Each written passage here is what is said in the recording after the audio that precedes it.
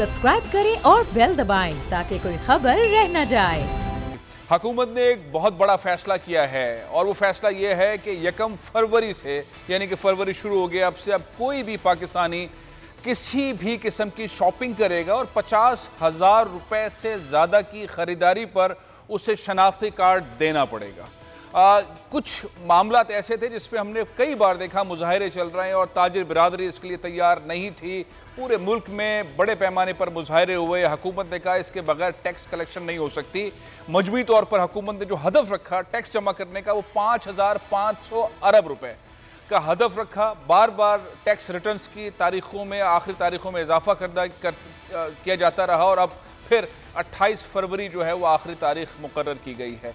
अब मामला यह है कि क्या इस पर अमल दरामद किया जाएगा या नहीं, यानी कि ताजिर बिरादरी इसके लिए तैयार है या नहीं। एक बहुत बड़ा कॉन्फ्लिक्ट है क्योंकि जो इसमें रूह रवा थे शब्बर जैदी साहब, जो प्राइवेट सेक्टर से आए और FBR के चेयरमैन की हैसियत से काम करते रहे, अब वो गैर मुय्यना मुद्दत के लिए छुट्टी पर चले गए। उनकी तबीयत ठीक नहीं है। उनके इख्तलाफात हफीज़ शेख साहब से बड़े सख्त बताए जा रहे हैं। वो ये इक़दाम नहीं करना चाहते थे या चाहते थे या वाकई उनकी तबीयत ठीक नहीं है, लेकिन मामला एक अगले राउंड में आ गया है। क्या ताजिर बिरादरी एहतजाज करना शुरू करेगी? FBR क्या करेगा? बड़े पैमाने के ऊपर FBR के अंदर ट्रांसफ़र पोस्टिंग्स हुई हैं। कल 12 से ज़्यादा बड़े पैमाने पर जो है वो ऑफिसर्स जो हैं उनको नई पोस्टिंग्स दी गई हैं। मैं इसी मौजू के ऊपर आज का पहला प्रोग्राम का हिस्सा जो है उस पर गुफ्तगू करूँगा। मेरे साथ इस वक्त अतीक मीर साहब, चेयरमैन ऑल कराची ताजिर इत्तेहाद मौजूद हैं। अतीक मीर साहब, ये जो मजमूई तौर पर सूरत हाल हम देख रहे हैं, अब आपको तो हर दुकान के अंदर एक सेटअप बनाना पड़ेगा। सारे पाकिस्तानी जब भी कोई ख़रीदारी करने आएंगे अपना शनाख्ती कार्ड देंगे, आपको शनाख्ती कार्ड नोट करना पड़ेगा, उसके हिसाब से उनकी ख़रीदारी होगी। फाइलर, नॉन फाइलर, ये वाला सिलसिला भी चलेगा। इस मामले पर हुकूमत की जो हिकमत अमली थी वो तो बहुत क्लियर थी, उन्होंने डिले किया, पहले होना था ये, लेकिन वो उससे पीछे नहीं हट रहे। शब्बर जैदी साहब साइट पर हो गए। FBR की नई टीम ताजिरों के सामने खड़ी होगी। ताजिर अब इस सारे सिलसिले में क्या करेंगे? किस तरह से इस मामले को हैंडल किया जाएगा? देखिए, इसमें एक बात को समझने की जरूरत है। ये जो सिलसिला है ये सेल्स टैक्स में शामिल करने का एक मकसद है और सेल्स टैक्स में एक खास तबका तो उसमें मौजूद है। जितने भी बड़े बड़े मॉल्स हैं, जितने बड़े बड़े तिजारत या कम से कम जो प्रोडक्शन साइड है, सनफी और जो फैक्ट्रीज हैं वो इसमें शामिल भी हैं। एट सोर्स ये ले भी रहे हैं।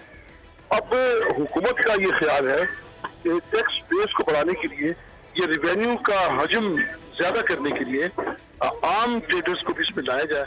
उसका तरीकाकार ये है कि उनकी फरोख्त को जांचने के लिए और खरीदार की इस्तात को देखने के लिए ये एक तीर से दो शिकार करने वाला मामला है।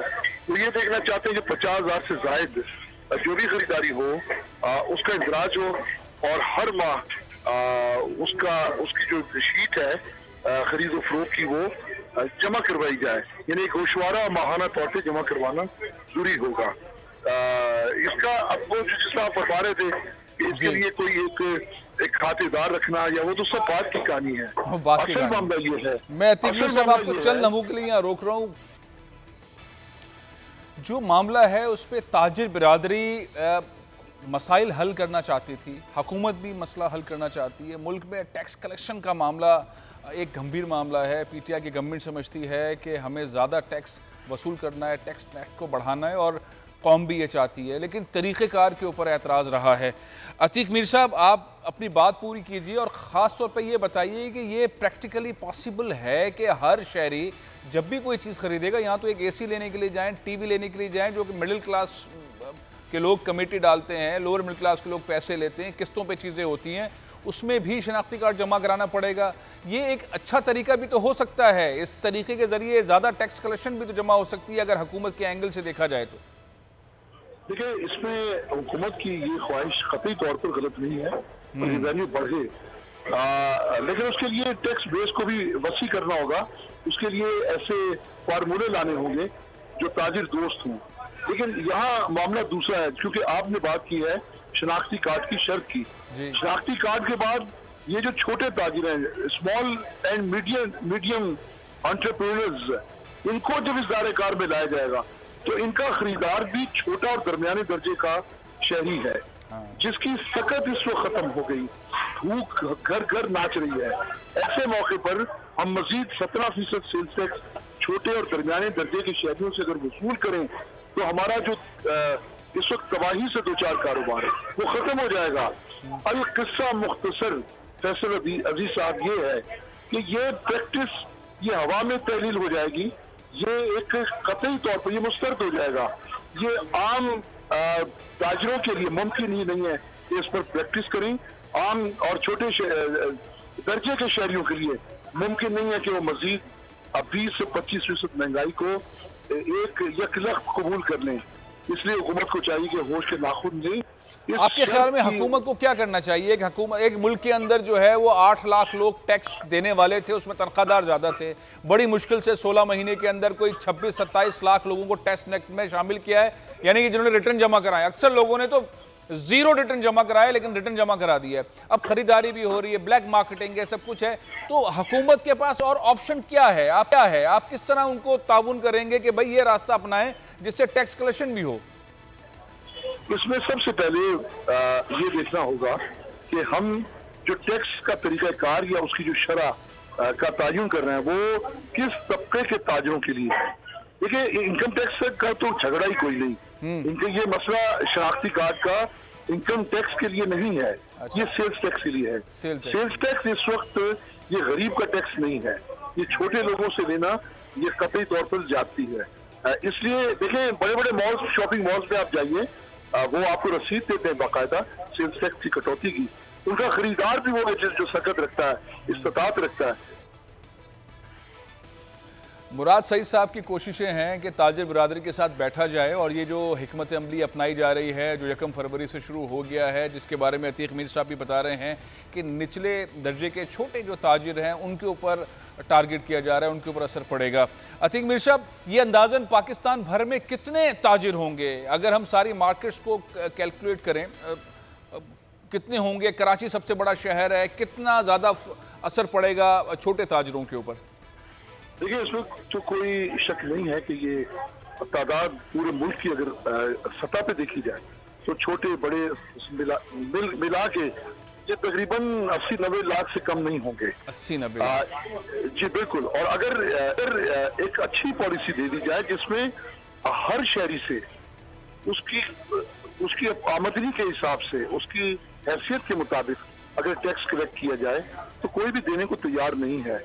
इसमें भी वही कहता हूँ, देखिए, शनाख्ती कार्ड में 50,000 की बजाय आप इसकी लिमिट बढ़ा दें, 2 लाख 3 लाख कर दें, 2 लाख 3 लाख निचली सतह के लोग इससे निकल जाएंगे। मीर साहब, अतीक मीर साहब, मैं आपकी तरफ वापस आता हूँ। ये हमारे साथ अहमद चुनाई साहब, एक बिजनेस कम्युनिटी के बड़े रहनुमा हैं, वो मौजूद हैं।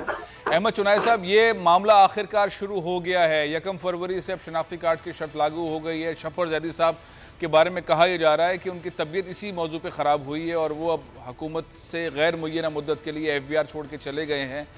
अब ये मामला किस रुख जाएगा? और ताजिर बिरादरी जो बड़े पैमाने के ताजिर है, सनतकार हैं, अतीक मीर साहब की भी आपने गुफ्तगू सुनी, तकरीबन 80-90 लाख जो हैं वो छोटे ताजिर हैं जिनके ऊपर टारगेट करके ये सेल्स किए जाने का हदफ बनाया गया है।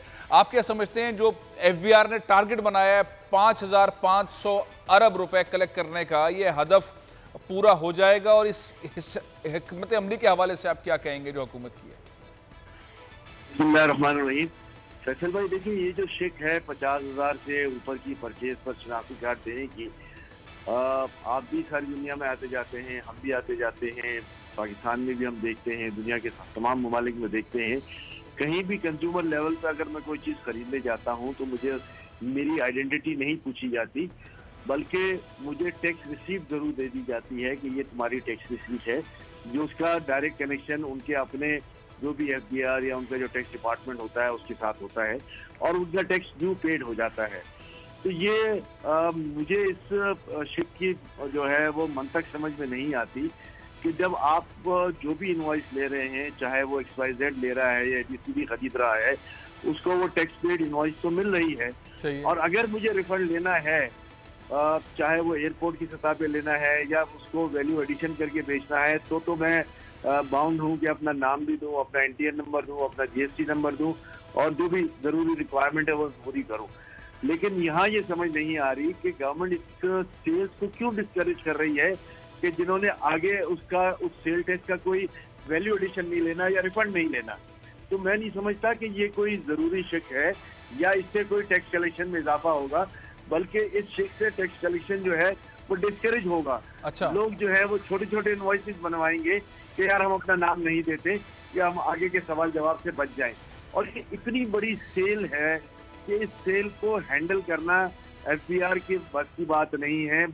तमाम दुनिया के ममालिक के किसी भी सेल्स की जो है वो बस की बात नहीं रहती। ये सिर्फ और सिर्फ एक किसी के दिमाग की इख्तरा है एफबीआर में कि जिन्होंने इस रूल को वादे किया कि जी हम वो लोग पकड़ेंगे जो 50,000 से ज़ायद की परचेज करते हैं। जहां आप इंटरनेशनल बेस्ट प्रैक्टिसेस की बात कर रहे हैं, तो ये भी तो इंटरनेशनल बेस्ट प्रैक्टिस है कि आप 50,000 के ऊपर की परचेज करें और अगर आपको कहीं रिफंड लेना है तो आप अपनी आइडेंटिटी डिस्क्लोज करें, सारी चीजें लें, अपना पासपोर्ट को स्टैम्प करवाएं और जहां जरूरत नहीं है वहां आप चले जाएं। तो ये कौन सी इंटरनेशनल बेस्ट प्रैक्टिस हो गई? तो मैं समझता हूं कि ये हमारे जो पॉलिसी बनाने वाले हैं, जो इदारे हैं, उनकी जो समझ है वो इस मामले में मैं समझता हूं बड़ी कंजर्वेटिव समझ है। हमें बड़ा प्रोग्रेसिव होना चाहिए, दुकानदारों को मौका देना चाहिए कि वो अपना माल बेचे और जो वो माल बेचते हैं वो ऑटोमेटिकली टैक्स नेट में तो आ ही जाता है। किसी 50,000 का माल बेचा तो आप 50,000 की सेल तो नहीं छुपा सकते, तो उस पर सेल टैक्स पेड है। आगे आपको जब रिटर्न फाइल होगा तो उस पर इनकम टैक्स की पेमेंट होगी। तो ये कहाँ की मंतक है कि आप ताजरों को भी जो है वो सड़कों पे ला रहे हैं, उनकी तरफ से प्रोटेस्ट करवा रहे हैं। एक महीना करके आपने जनवरी का एंड कर दिया और आप फिर वही जो जून में चले थे वही उसी रास्ते पे जो है वो जुलाई में आ गए, फरवरी में आ गए। तो मैं समझता हूँ कि थोड़ा सा पॉलिसी साज इदारों को सब्सक्राइब करें और बेल दबाएं ताकि कोई खबर रह न जाए।